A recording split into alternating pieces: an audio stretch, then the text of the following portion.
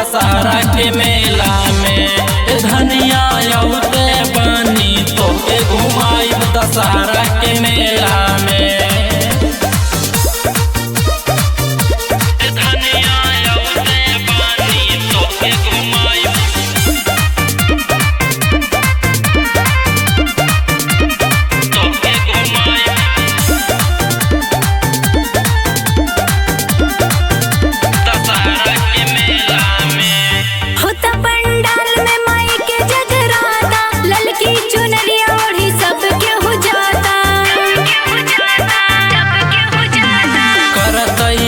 हम औते नुबानी दूर करी है माई हमनी के परेशानी।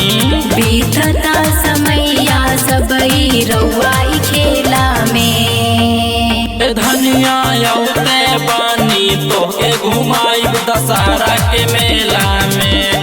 धनिया औते बानी तोके घुमाइब दशहरा के मेला में।